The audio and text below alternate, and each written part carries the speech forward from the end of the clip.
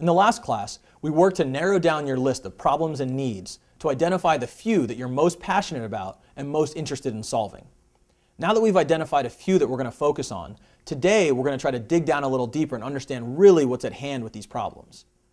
The exercise we're going to do is called a root cause analysis. And the idea is that we need to dig deeper to figure out how this problem could really be solved in the best way possible. If you want to think about it like a doctor, the problem you're trying to solve is the disease a doctor is trying to cure. So if someone comes into a doctor's office and says that they have a sore throat and a fever and a cough and a runny nose, the doctor could respond by prescribing medicine to solve any one of those symptoms. They could reduce the fever, they could get rid of the cough, but really, that's not solving the real problem at hand. The root of the problem is that the person has the flu.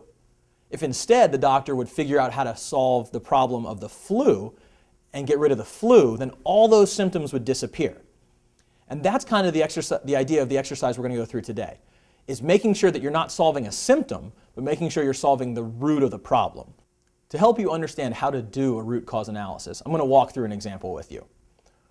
One problem that one of our students identified in a previous class was that there's garbage on the streets. This is a problem common to many communities across the country. And there's many ways you could respond to this problem.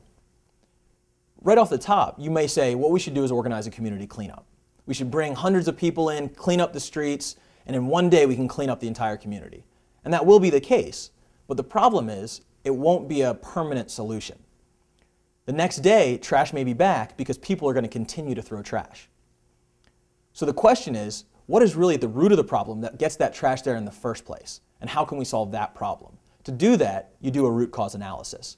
And the way you do this is you keep asking why, level by level, to continue to dig down. So in this case, you say the first problem is that there's trash on the streets.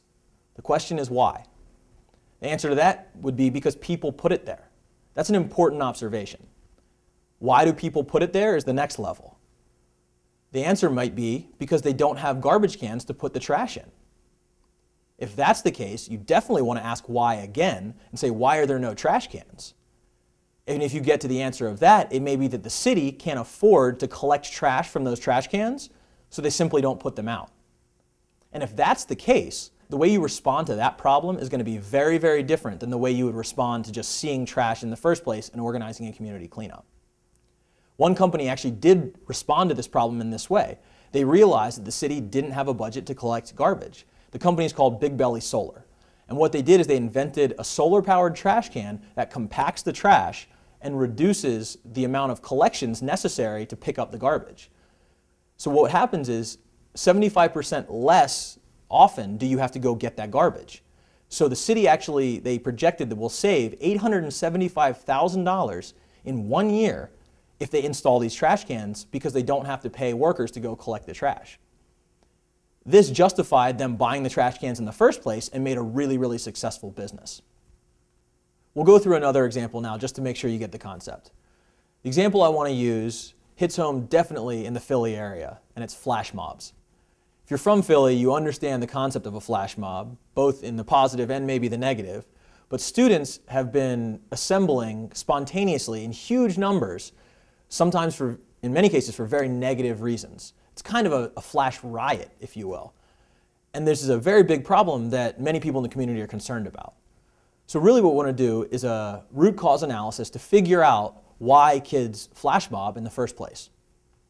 So if you say, why do people flash mob? The answer might be because they're bored after school. It's a very reasonable comment, a reasonable answer.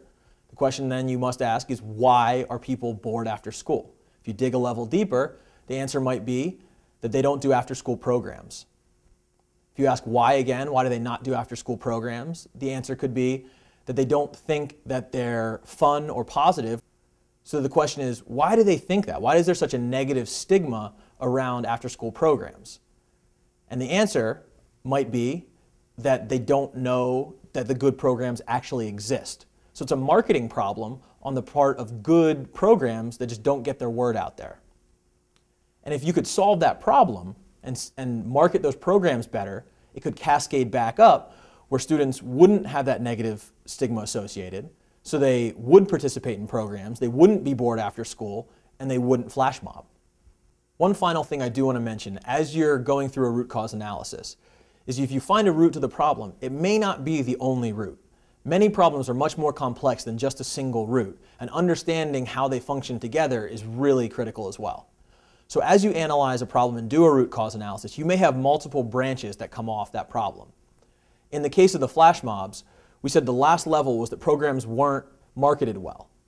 Instead of that, the answer to why students don't participate in programs could be that the programs that they want to participate in don't exist.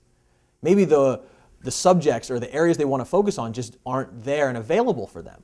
So if that is the case, and it may be a two-part problem, then you need to solve the problem in a very different way. You actually need to create those programs that the students really do want, not just market existing programs better. So as you go through this exercise, I want you to think about that concept. For next class, I want you to take the 2 or 3 ideas, whatever you've narrowed your list down to, of problems and needs that you're most passionate about, and do a root cause analysis. Spend some time and dig down, level by level, and continually ask yourself why to say, what is really the root of this problem? Once you've done that, you'll understand the problem in much more depth, and you'll understand really where you should focus your energy to try to solve it in the most effective way possible.